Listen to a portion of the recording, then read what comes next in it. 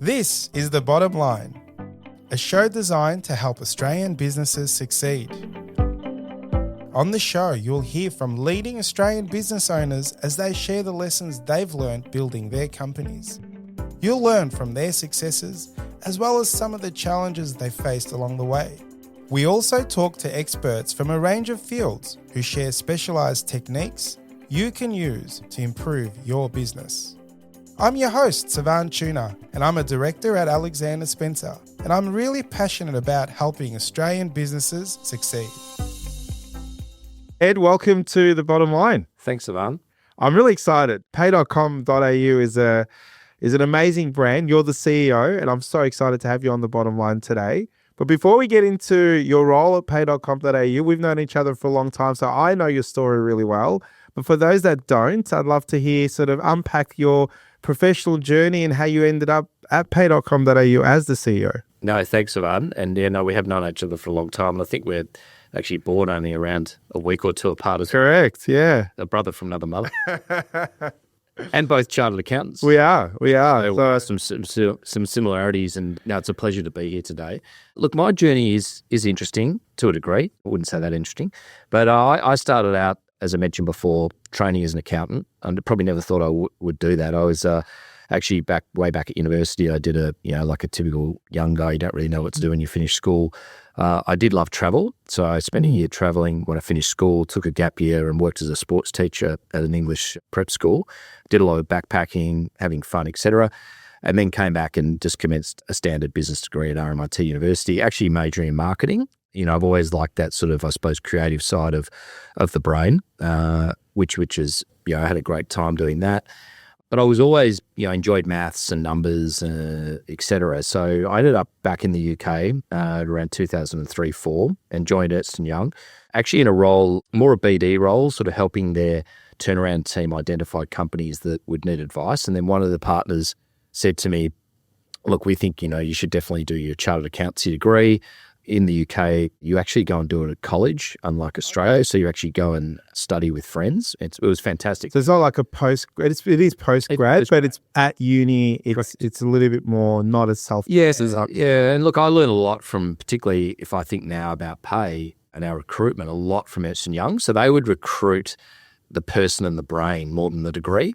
So I remember, day one, doing your chartered accountancy degree, they would actually prefer candidates who had studied, geography at Oxford or politics or philosophy, because it was more about how they would think. So they would actually prefer candidates that in effect didn't come saying, I know my debits and credits. Yeah. Because they would like you to basically peel everything back to the start and then build it their way. So I ended up becoming a chartered accountant in Scotland, and probably that's when the points addiction started to evolve.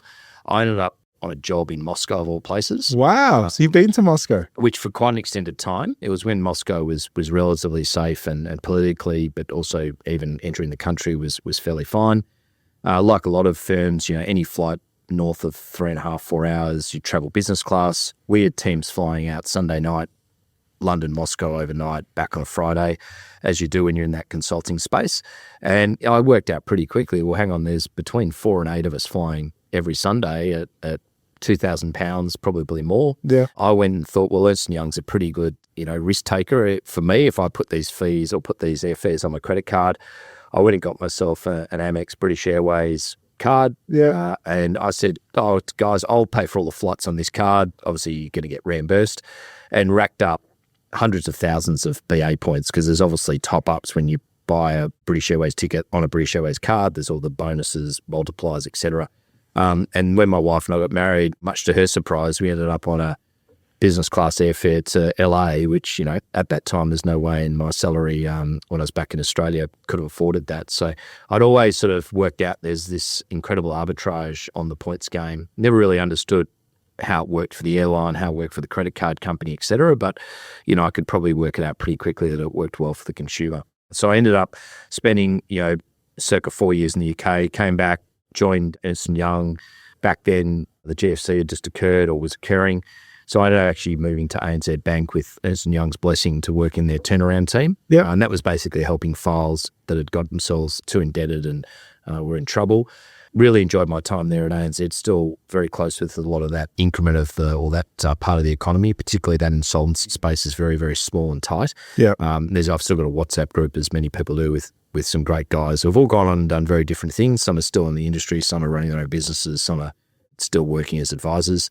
And then I joined M&A Partners, where we came across each other, which was a mid-market advisory firm. Again, I still look at my career always been sort of building a solid base, chartered accountancy, get to know banking, how capital works, how banking works. M&A was more on the sale of businesses, the raising of capital. So learning more about, cost of capital, how to raise capital, both debt and equity. And we were obviously a part of a couple of sales that you referred us to, which is fantastic. And then I actually met a guy called Marty Waller, whose uncle or nephew is Damien. Damien's uncle is Marty. Yeah. And got to know Damien Waller, who'd founded iSelect back in the 2000s. And iSelect was a part of that sort of founding companies when car sales, REA, a lot of the print had gone to digital. Yeah. Ended up going in-house, which was a great move. And it's incredible because the four people who we were together, it was Damien as chair. I worked as head of corp dev under him. David McCall was head of strategy, who was my peer, and then Richard Burke worked under us as the analyst. And the four of us then bought, after spending a great time at iSelect, Point Hacks, which you guys are still involved with as our accountant. Point Hacks is Australia's leading frequent flyer forum. You'd probably put it over 250,000 visitors a month. It generates revenue via credit card leads. And I CEO'd that when we bought that business. That was my first step into, I suppose you'd call it, a CEO role, and really enjoyed that because I had 10, 15 years of experience before stepping into that role. And, you look at those books about how many hours you should do if you're going to become a professional athlete or whatever. Yeah. I've done numerous hours. Particularly Ernst & Young UK, you do pound out long hours. There's definitely no work from home at Ernst & Young.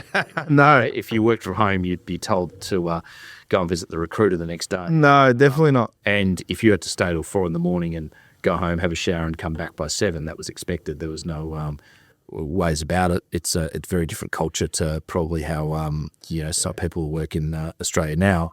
And we CEO'd Point Hacks. It was a great business. It still is a great business. The four of us are still directors of that company. And then we spotted the opportunity, probably harking back to all of the opportunities using points and working out the arbitrage, that there was just nothing in Australia that enabled small businesses to put their expenses through some form of platform, use their credit card where the supplier or the payee can't accept card, and then build our own reward, actual network and currency being pay rewards. And, the business has gone from an idea or a whiteboard and a bit of paper, as we were just talking about pre this conversation. And, you sort of illustrated the hockey stick and how we're going to execute that. And I don't think I've got too many things right in my life, but this one has been absolutely phenomenal. Its growth has been extraordinary. And, we're now serving over 30,000 customers a quarter, growing at 20-30% quarter on quarter, circa 100% year on year, hugely addressable market of over 2.7 million SMEs. And it's one of those really unique businesses where everyone kind of wins proportionally.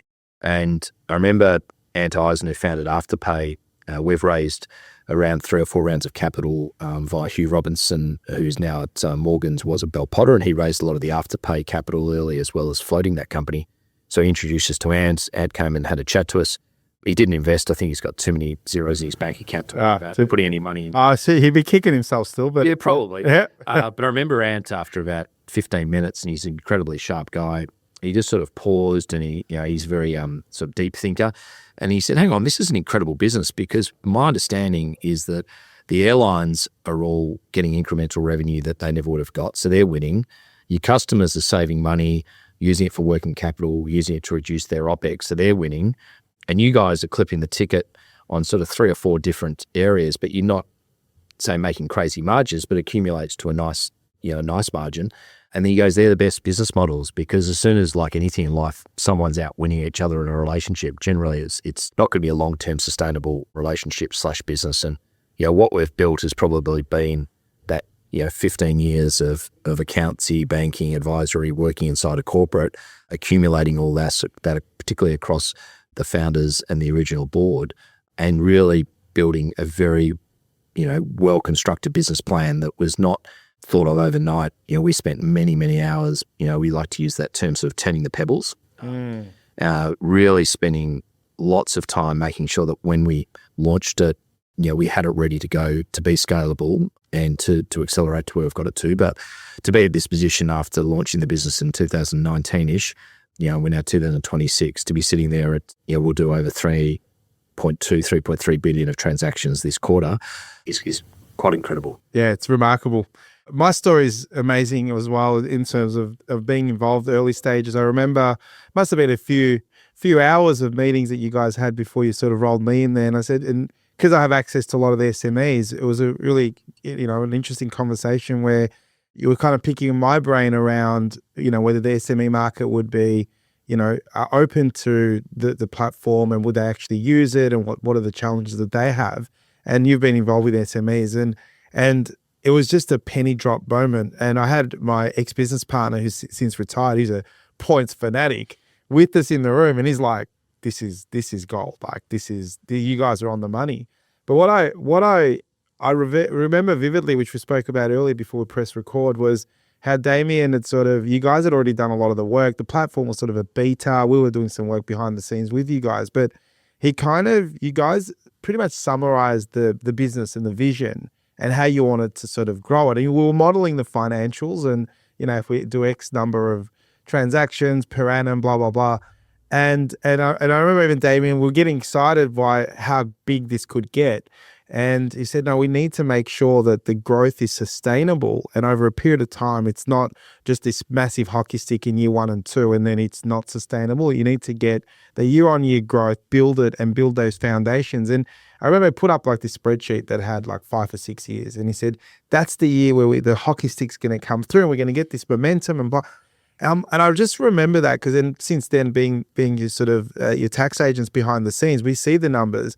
And if you overlaid his little 5-year strategic plan of the numbers and overlaid it on the actuals, back then it was literally, everything you guys said that you were going to do in that business plan or in that vision has been executed. It's like a execution story. And as everyone, as you know, as a CEO, it's not difficult to put strategy onto paper, but its execution is what you live and die by. So I'd love to unpack that for a little bit, Ed, for our listeners that are potentially starting their own little business or a business that they think they can scale. What were some of the secret sources? What were the things that you believe is making pay.com.au so successful today? But what was it in those early stages that allowed you to get to where you are today? Yeah.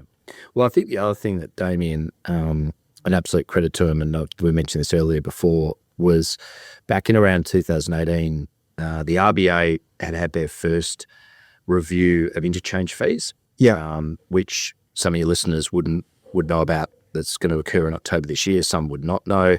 Basically, interchange fees fund reward points, but interchange fees also help fund innovation. They help fund the maintenance and advancement of payment rails, et cetera. And the interchange fee is basically the fee that's charged when you use a credit card, and often it's passed on when you buy a cup of coffee, et cetera. And there's a lot of talk about this back last year. I think it was with a senator from South Australia saying, why is my coffee $5.15, not $5? And it created a lot of momentum. And then the RBA has now come up with a ruling where they're going to reduce interchange even further, down to 0.45.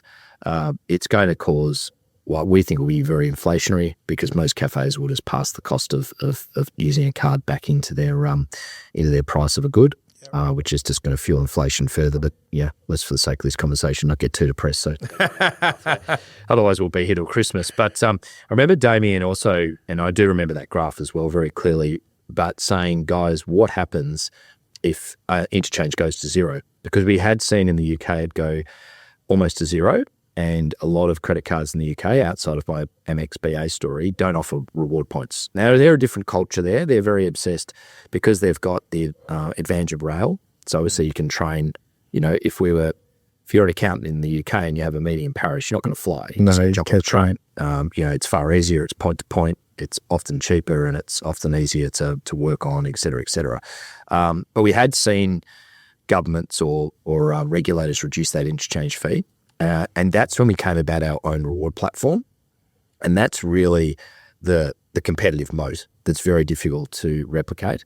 And probably as much as us Victorians don't look back at COVID with any great fondness, one of the things that it did offer us the opportunity was to have very, very senior, high-level discussions with our partners. And what I mean by partners is that's Qantas, KrisFly, our airline partners, our hotel partners being Marriott, Accor, IHG, etc. And to get those deals bilaterally, one-on-one, them being open to having themselves compared to basically their competitors, was incredibly difficult to execute if it wasn't in that COVID situation where those businesses, airline companies, their planes were in Arizona and Ayers Rock collecting dust. They were, boarded up with protective sheets over their airplanes. And the only way they could generate revenue, or one of the only ways, was by selling frequent flyer points. Probably it's a bit too detailed for today's conversation, but it's a very complicated, sophisticated economy, the frequent flyer / reward. It's almost a bit of a dark art. And we were able to have very senior conversations very quickly. I remember being up at my place in Mansfield, Victoria, and, as you do, you go onto LinkedIn, you find out if there's anyone from Singapore Airlines based in Australia. I found a BDM, hit them up with a LinkedIn invite, literally 20 minutes later. Hi, Ed, would love to chat. And all of a sudden, we executed a deal with Singapore Airlines. We executed what they call an indirect deal with Qantas, whereby we can buy, our customers convert to Qantas, but they can also revert to now over 14 different airlines. If it wasn't for COVID, would have Qantas done an indirect deal? Would have Singapore accepted that LinkedIn conversation and taken a phone call in the next 24, 48 hours? I would say I doubt it. Wow. And then what we really were able to explain to those partners, all about incremental sales and zero CAC. So what I mean by that is that every week we go and spend hundreds of thousands of dollars through above-the-line media. We do a lot of radio ads and billboards, and we spend vast sums with our digital partners. So our partners are obtaining revenue with almost no customer cost of acquisition. So I think, and Rick Berg, one of our directors, is very, very mathematical and thinks deeply often about this, because he's since he left us, he's been doing his own small advisory side to companies. When companies understand their CAC, most companies don't. If you walk down Camberwell Road or up Camberwell Junction today and said to most shops, "What's your CAC?" they'd look at you thinking, What are you talking about? But if you understand your CAC and then your long-term value, Yeah. and then you build your financial model off the back of that, that's how the scalability came. But it also enabled the ecosystem to be value accretive.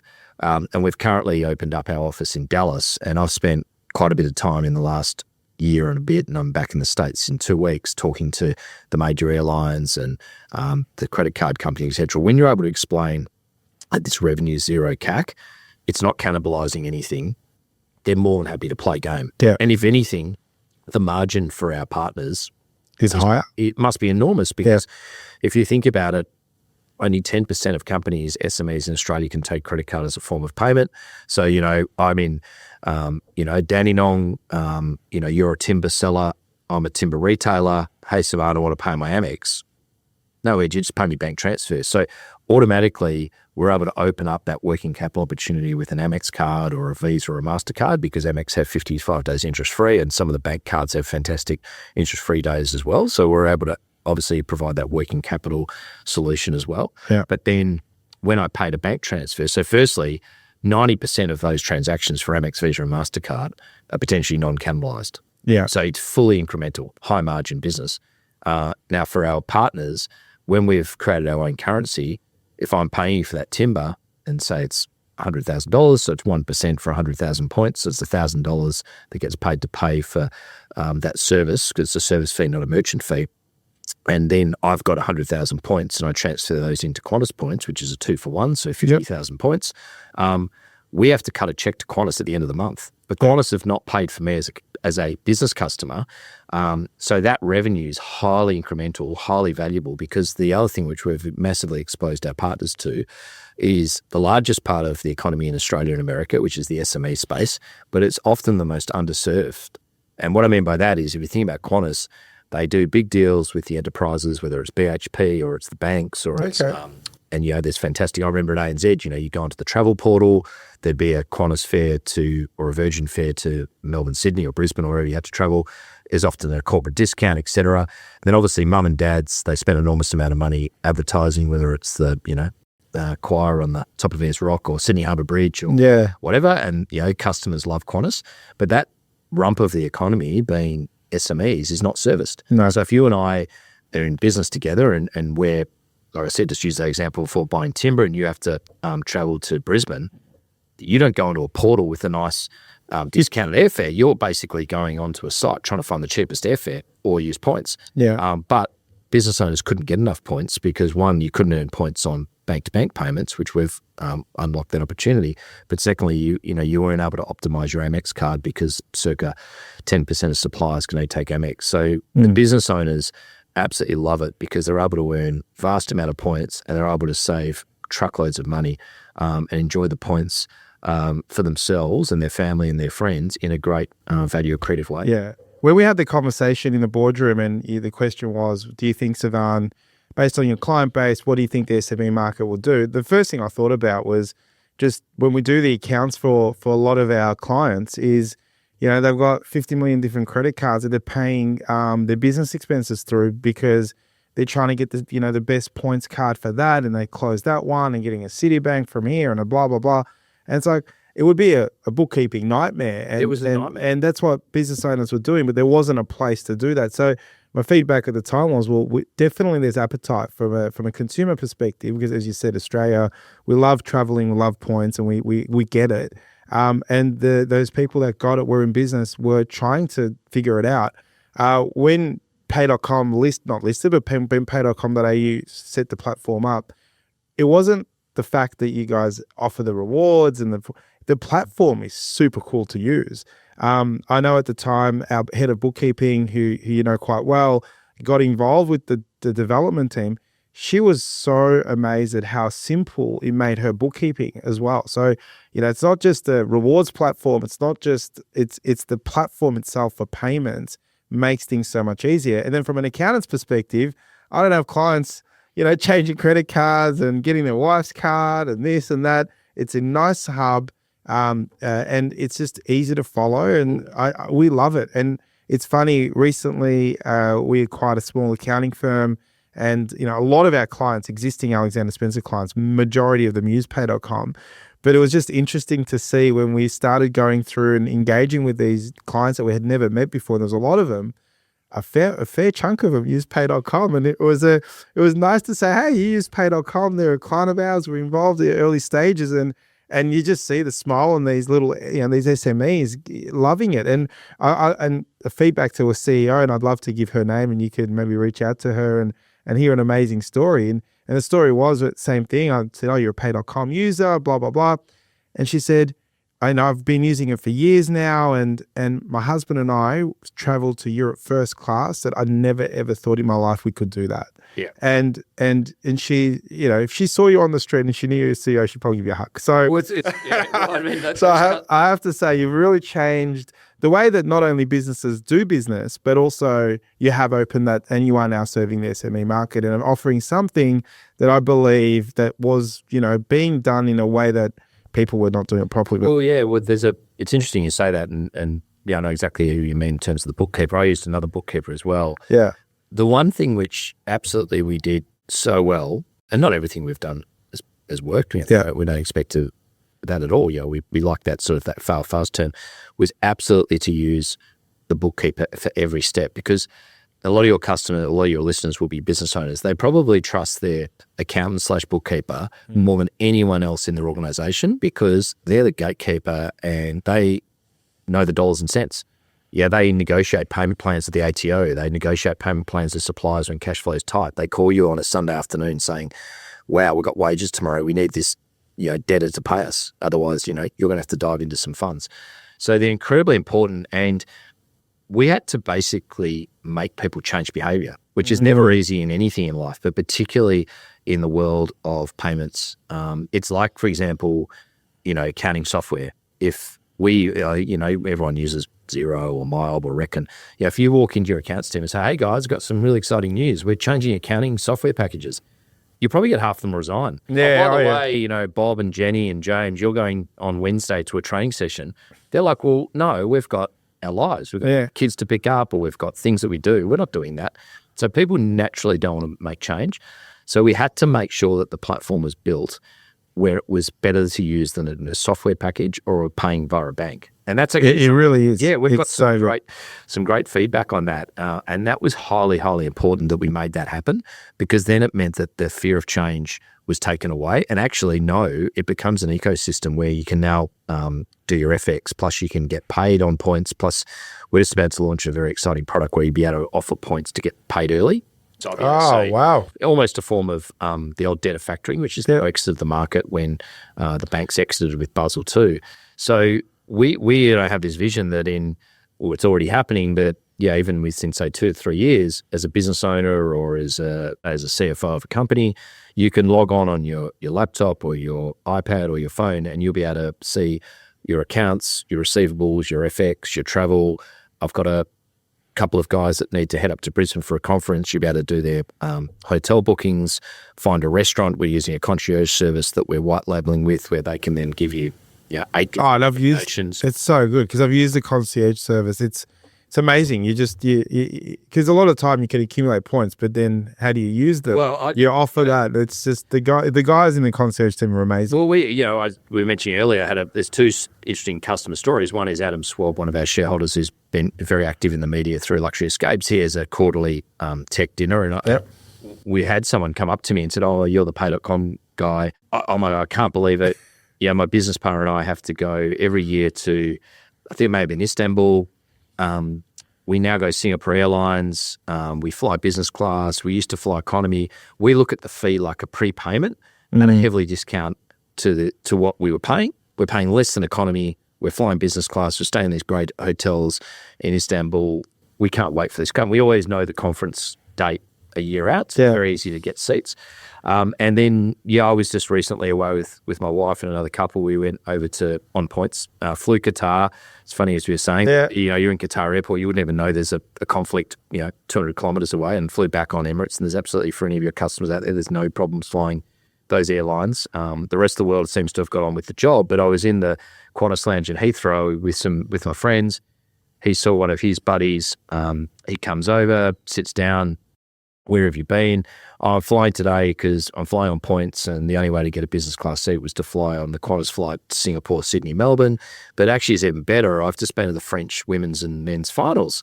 And I said, oh, wow, I love my sport, as you know, and I'd love to go to the French Open one day as well. And I said, oh, how'd you get the tickets? He said, oh, no, I'm like on this platform called Pay.com.au. We put through millions of dollars. I could only travel on Monday. I couldn't travel on Friday. Through a core, I managed to cash the points in for French Open tickets. So even I didn't know that. I'm like, oh, well, tell me the hack.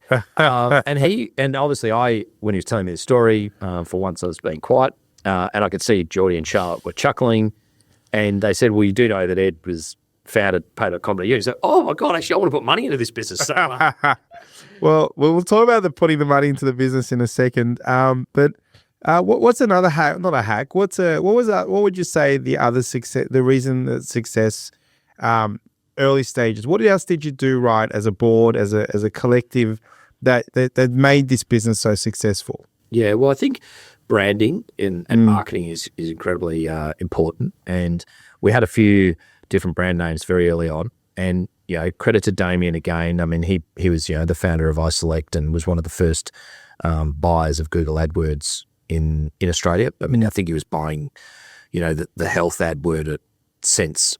Wow. Now I think when I was at iSelect, it was getting up to crazy prices. But definitely the brand name Pay.com.au was incredible. And we managed to find that. We used a broker because domain names are valuable. If they find out who we were, it would have been very difficult to obtain. It was, again, an amusing story because we paid. I love this. Yeah, we paid a fair price for that. And the guys who sold us the domain name were down in Melbourne, and they run an ad agency, and they contacted us and said, hey, we're interested to know what you're going to do with it. They came in, we had lunch with them, and they're like, oh my God, we absolutely love what you're doing. Can we actually invest? So pretty much the amount of money we put in for the domain name, they then put back into us as equity. So I think the branding was incredibly important because we were asking people to part with their money. And look, everyone's aware that there are numerous frauds, and you only have to look at your junk mail every day overnight. There's so many different ATO frauds and bank frauds and supply frauds. So that trust of the brand name, pay.com.au, and I think Damien was fixated on a 3-letter domain name. Yeah, he was actually. Yeah. Because you said, if you think of all of the major brands, it's very easy and simple to remember, which is great. I think Pay Rewards is also a great name, and Pay Rewards is our US brand because unfortunately pay.com was for sale, but at tens and tens of millions of US dollars, which we're not going to spend. So I think the branding early on was very, very successful. And probably one of the greatest things we've got in the company is our people, culture. And what we did, we really have had a ridiculously high rate of success of getting talent on board. But what we've also been very, very conscious about is making sure that all of our staff are shareholders. We run a quarterly shareholder update, as you know. We're very transparent with our numbers. I think if you're fearful of your numbers being in public, then there's probably something else you're fearful of. We have not from day one been worried about that. We've just ploughed on with our strategy, and if people try and copy or obtain our numbers, then good luck to them. But we think that we've got a great resilient business. But our staff are very engaged. A lot of them, at each, as you well know, at each of the early rounds of capital, even the past round of capital, we always offer our staff the opportunity to invest. And we often, when staff join us, we offer the opportunity to invest as well. And we try and help them out back in the day when it was a bit easier to offer sort of ESOPs, et cetera. We would offer top-ups, et cetera. So we're not scared of dilution to make our staff business owners, because it's that old story of if you drop the spanner on the ground, you don't just let it sit there and gather dust. You pick it up, you polish it, you put it back, because you own a part of that spanner. And our staff are incredibly engaged. A lot of them, eventually one day, if we were to sell or list, and we'll get onto that, some people will make some life-changing sums of cash. And, as you know, I've got a small truffle farm up in Mansfield, and we took the finance guys up about this time last year when we were pre-planning our budget for the year. And we've got a fantastic finance team. Obviously, one of your ex-staff who's from India. We've got it's really the United Nations. We've got an Irish, French, now an Italian. Our CFO is English, so there's even an Australian in the team. And I remember we were sitting around the fire pit, as you do when you're in the countryside, just having a drink and a bit of a chat. And I remember asking everyone, how old are you guys? And I don't think anyone was above the age of 30. I'm obviously above 40, unfortunately. I think Ed's about early 30s as well. He's incredibly young. And I remember getting back and asking for how much equity they had. And I was looking at the equity, and some of these guys are sitting on some serious sums of cash that I definitely at that age didn't do, and they all deserve it because, my kids are in a lot of swimming squads, so I get to work at some crazy hours because I like to sort of clear the day and get it ready, and often just walk around the office just seeing, who's around, or get a coffee, or ask if anyone wants a coffee or anything. And the amount of staff, particularly that team, that are in at some pretty crazy hours, punching out some high quality work is incredible. So culture has been massive. And when we don't run town halls like, every third Monday of every month, we're quite sporadic about them. And we recently had a town hall in our recent new office, and our chairman, who's from Ireland, was out. And the town halls are not about me, because I've been in so many of those town halls where the founder or the CEO, basically, it's just like someone just listen to me for the next hour. I'm like 2 to 3 minutes only. Get the hell out of there, get a beer or a wine. And then we roll out numerous stuff, and the engagement. And John said to me afterwards, and he was very, very early at Google, LinkedIn. He's on the board of OpenAI Europe. He said, I don't think I've seen a vibe or an enthusiasm of a town hall since the very early days at Google. He said, this is like something I had no idea about the culture that you've built. I said, well, look, John, most of these staff have equity, serious amounts of equity, and they treat themselves as business owners. So we empower people. We try and limit meetings. We do follow, you love him or loathe him, but we do follow a lot of what Elon Musk says. If you're in a meeting and you're not contributing, get out. We talk a lot about the cost of a meeting. I go to some meetings with bigger companies and you look around, there's like 10 people there. It must be costing them hundreds of thousands. It's funny you say that, but anyway, keep going. Yeah, so we try and limit, it's some stuff don't. Probably this is an interesting one. We do even try and limit annual reviews. I know myself, like back in the day, what you get to the end of the year, then you have to write this balanced scorecard that takes you a week to write, and then you get reviewed. And if you like if the person likes you, they give you a pay rise, and they don't, you probably stay the same. Well, we try to do continual evaluation, but we also limit annual reviews because, to be honest, it's just a waste of time. I think everyone knows if you're doing a good or bad job, and we try and give in moment feedback so that the staff are getting feedback on their performance, but they're not sitting there having to write 10-page balance scorecards that I had to do back in the days of ANZ that no one knew what they were writing anyway. And one of the other big things about that is it really empowers people to own their job, and they know, deep in their heart, they know if they're doing a good, bad, indifferent job, and we encourage people to come forward and if they're struggling or, if they're looking for a promotion or a career advancement, et cetera. And I also follow a lot of theories. I'm not sort of some deep reader of numerous amounts of, business books or whatever, but there are two that we do follow. One is McDonald's came up with 3 things: medium, small, large. Now, the reason is particularly the male brain can only handle 3 things. Now, guess what's the most profitable? Obviously the medium. Yeah. Most people go for the middle. So we only try and limit 3 KPIs per person. So my 3 KPIs are total transaction value for the day. We look at sign-ups, and I look at how many points out of our program have been redeemed.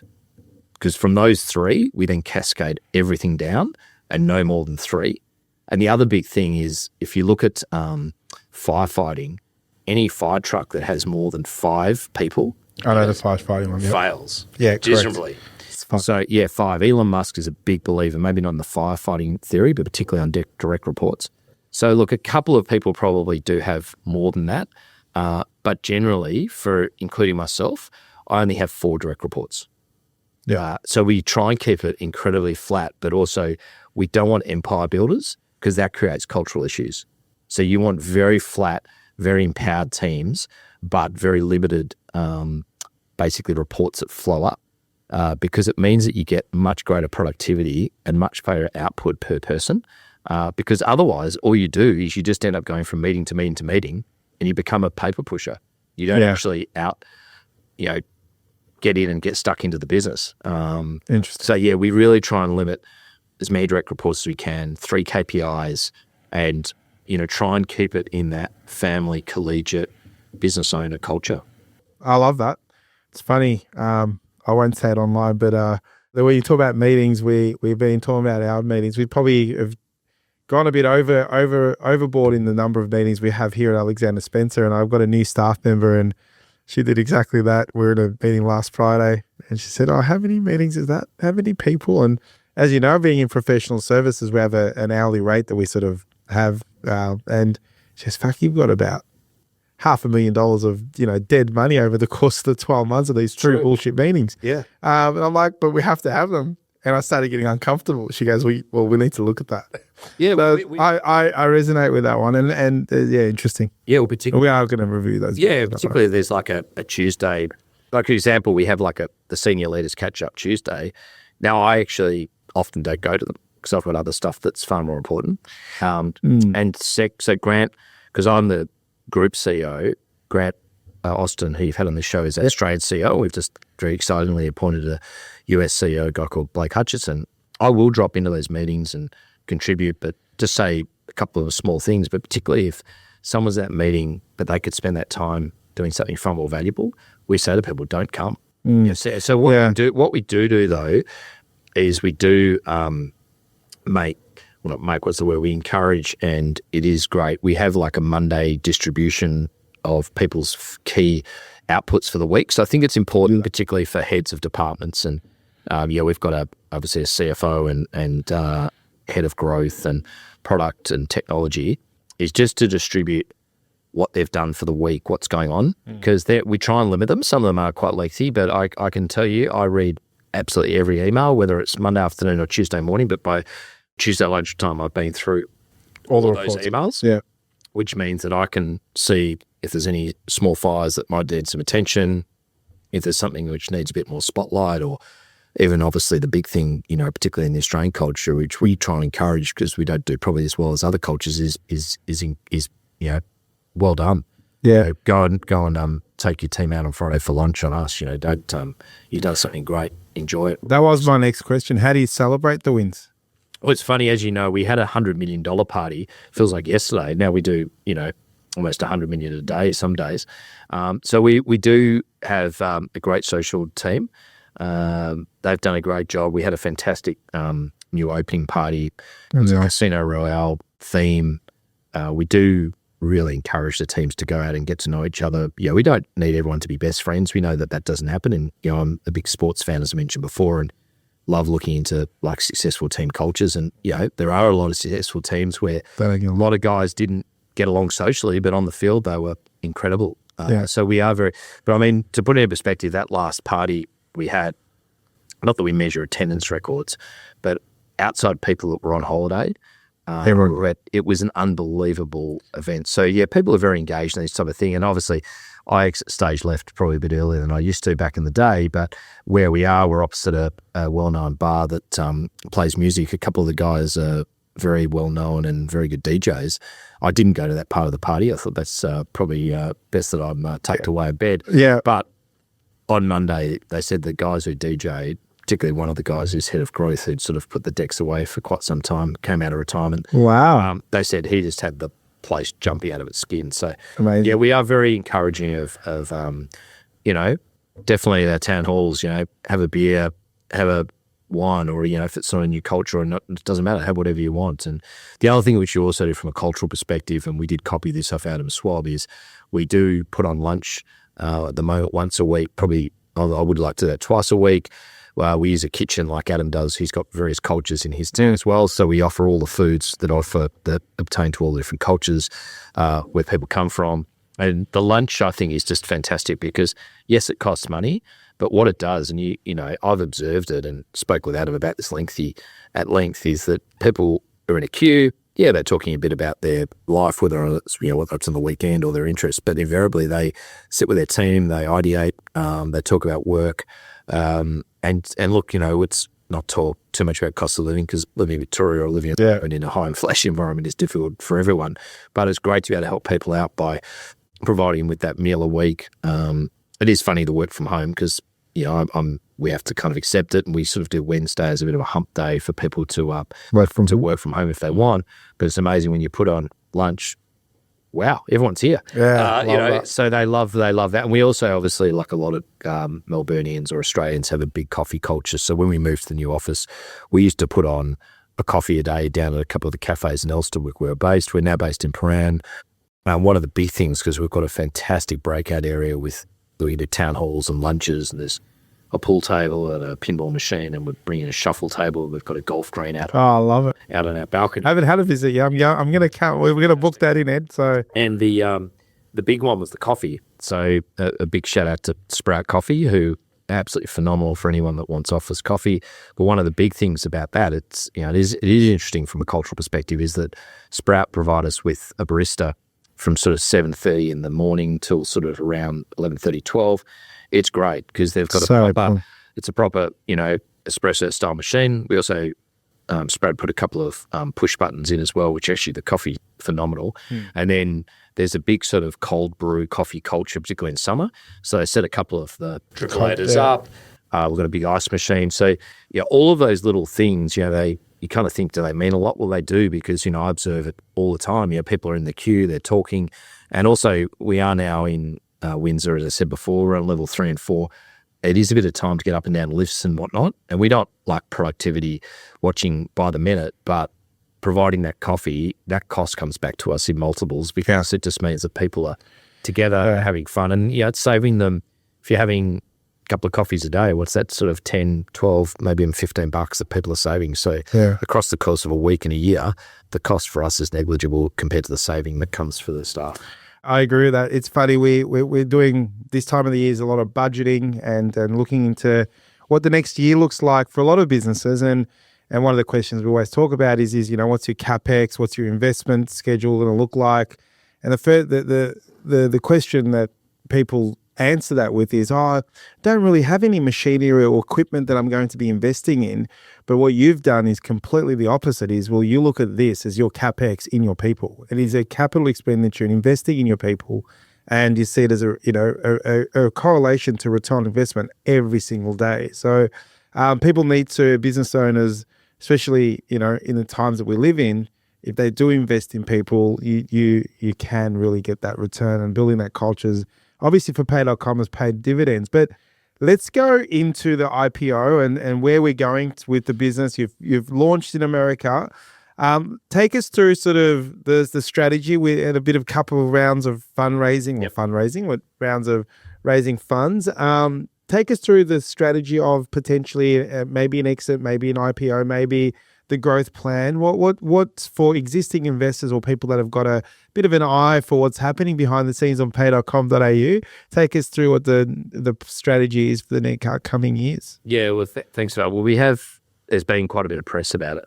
Our IPO, and unfortunately, not unfortunately, because I think actually in hindsight it's been terrific. We were going down that pathway, and we spent many hours, particularly from November through to sort of February, March, drafting prospectuses and getting ourselves in order. We expanded our board, which has been fantastic because we brought some three great directors on that have maintained their positions. But unfortunately, with the Middle East conflict, the Australian share market, investor market really was impacted on a negative aspect. So we would have sat at a great valuation, would have been circa $700, $800 million of equity value. At that level, now I know more than I did pre-November. That's sort of a mid-market space. A lot of the mid-market fund managers have had some very difficult months of trading. And one of our directors who's had vast experience in public markets, both as a CEO and as a director, the place you don't want to be in the listed space is listing. It goes well because I'm sure we would have actually probably been higher on day one or day two potentially. But if you don't have that buyer support post, it makes it very difficult. And in that SME, small, medium company size, ASX 250 or 350 circa where we would have sat, you can only have a look at a couple of the recent floats that are trading down. And then once you've got no liquidity, negativity, myself and Ed Trick, the CFO, would have spent probably the next 6 to 12 plus months digging ourselves out of a hole. So we'd had roughly 4 rounds of capital pre the IPO round. And one of the great things about the business is for a lot of us, we are accountants, so we are quite focused on the numbers and cents. And getting back to the cultural perspective, we do treat the capital that comes in really with an enormous amount of respect. We don't waste money, and we all travel on points and stay in hotels in points, and we're getting the cheapest possible option, but optimizing it through points, obviously.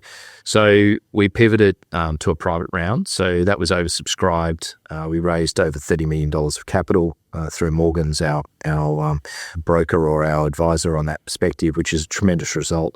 Roughly half for new investors, half for existing. So it just shows you the appetite for the existing investors, which is great. Morgan's run a small secondary sale process, so there's always stock trading on most days. So invariably, we're like a public business. But the advantage of staying private is we don't have to be too far in the public light from the reporting perspective, but also the fact that you can have day traders, sell and buy your stock. Someone has to pay some rent, that has dropped the price, and they don't care. They just want the cash. Yeah. So we don't have to worry about that, which has been fantastic.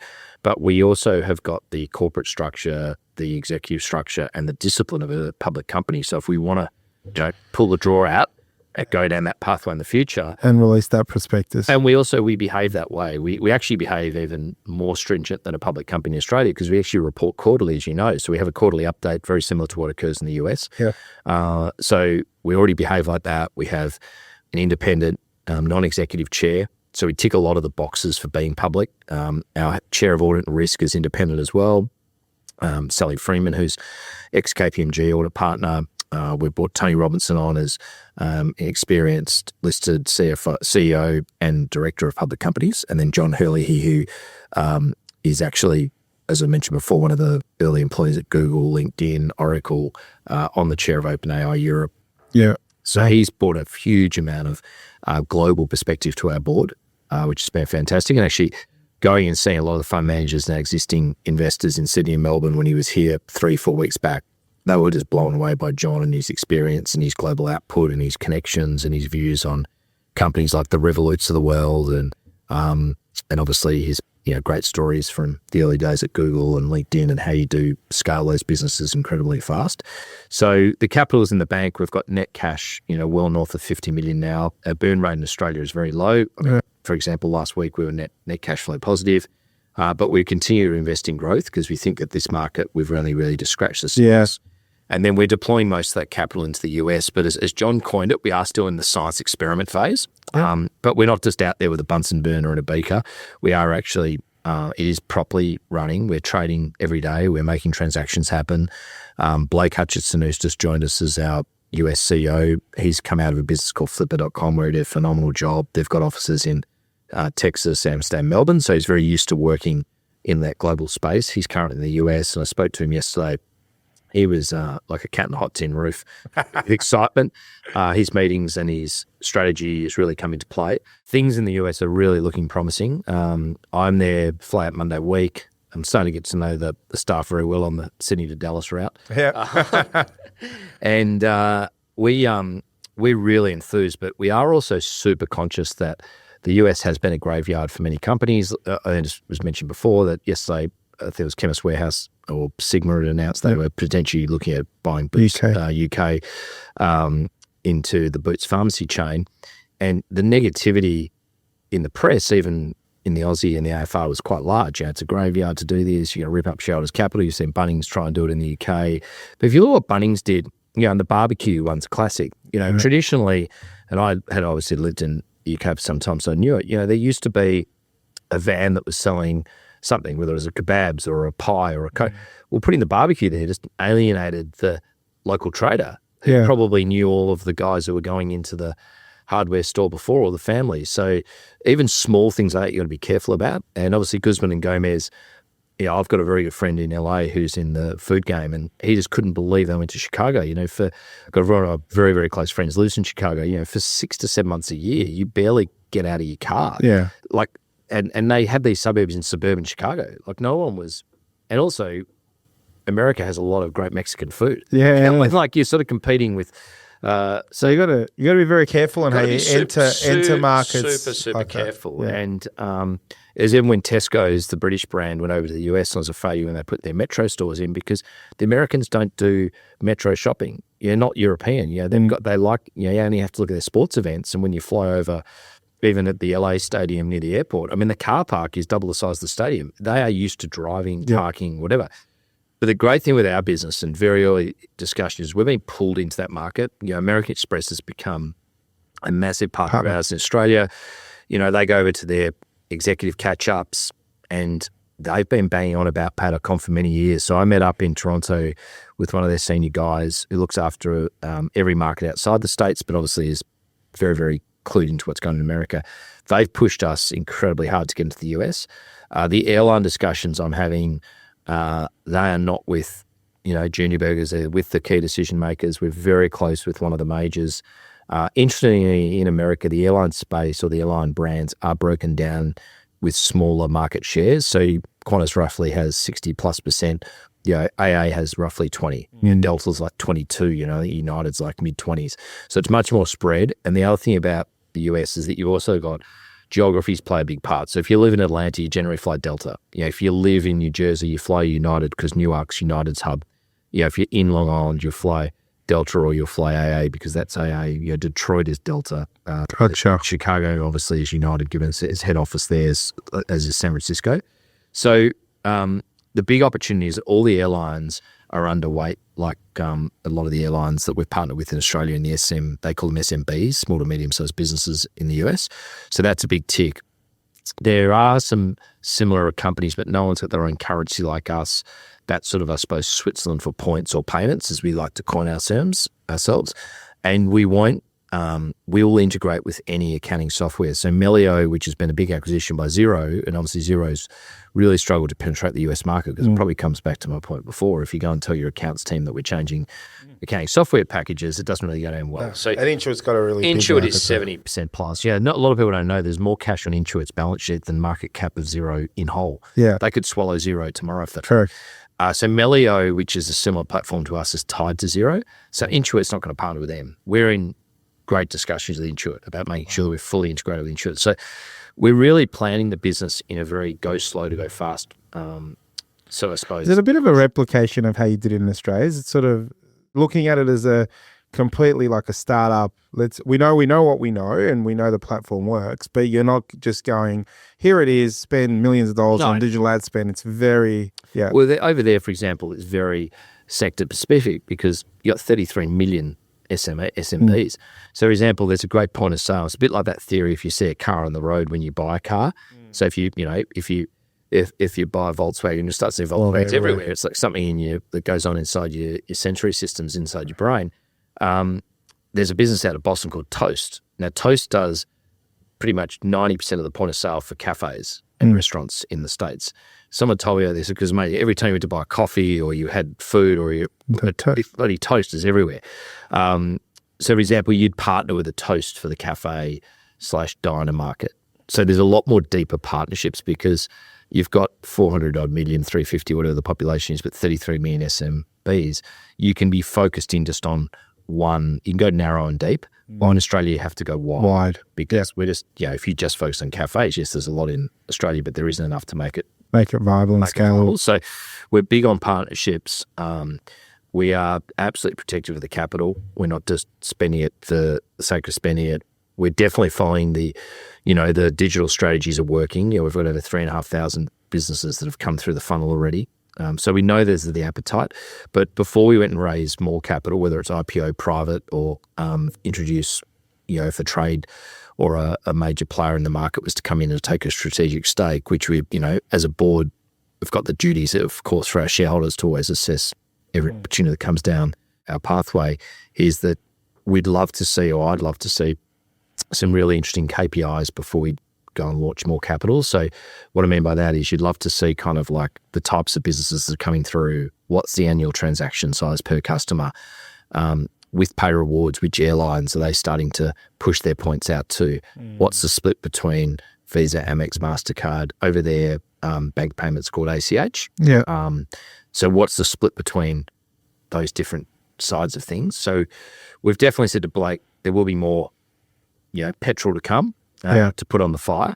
But we want to make sure that when we do, put that petrol on the fire, it's going to go nuts. Rather than just be over there to say, how cool is it? We've got an office in America over there. And I think at the moment with the brand and what we've already built over there, it's already a platform you could probably approach Xero and sell it to them today. So we're always making sure that what we're creating is just not something that we have to shut up shop and pull out of.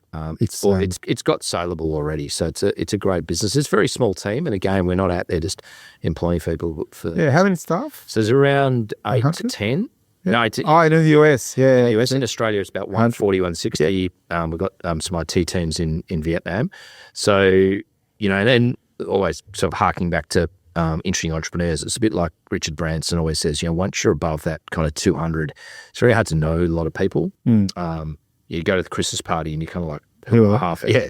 So we do like to go to the parties and have great conversations. And, again, back to the culture side of things, we've lost very few people. And a lot of our foundation employees are very much there and thereabouts. I have to say, it's been an amazing journey. Being the accountant behind the scenes, I want to say thank you for bringing me into some of those early conversations in the boardroom. We were fortunate enough to get in early as an investor as well. So I just want to say, I met you at the M&A Partners Days. We're excited. Back then, I remember meeting you for the first time, and one of my clients walked in and said, Savannah, I got to get out of this business. I don't know how to sell it. I need to sell it. And it was about 6 months prior I'd met you, and I said, look, I don't know what to do. I don't know how to sell a business. I'm an accountant. I wanted to put your ad in a Fin Review or something. And I said, hold on a second. I think I might have a guy for you. And I pulled up the drawer and I had about 150 different business cards, and I found your card, Ed. And I reckon it was the first time I've spoken to you since you did that pitch to us around M&A Partners. And then we did that deal, and we did another deal. And from there, we've been long-term friends, separated at birth potentially. But I just want to say thank you for trusting Alexander Spencer in all pointhacks.pay.com. And we've been amazing to see what you guys have done. I'm excited to see what the future holds, and the future could be anything for this company. And I can't wait to see what happens. Thank you for your time. And And if you haven't yet pay.com.au it, as I say it on SEN, go on the platform and have a play, because we're a big believer on the product and it does really serve a purpose in that SME market. So thank you for taking this business, leading it the way you have. And you're an amazing leader, obviously, in what you guys have built with yourself and Damien and the team. So congrats and thank you for your time on The Bottom Line. Thanks, Sabab. This is The Bottom Line, a show designed to help Australian businesses succeed. This podcast was produced by accountancy firm Alexander Spencer. At Alexander Spencer, we've been helping business owners realise their goals since 1952. And we play a pivotal role in developing, implementing, and supervising the business goals and strategies of our clients. To find out how we can help your business succeed, head to our website, alexanderspencer.com.au. To make sure you don't miss an episode of The Bottom Line, be sure to subscribe to or follow the show in your podcast app. And while you're there, leave us a 5-star review. It really helps others find the show. I'm Savan Tuna, and we'll be back next episode with more tips to help you transform your business. And that's The Bottom Line.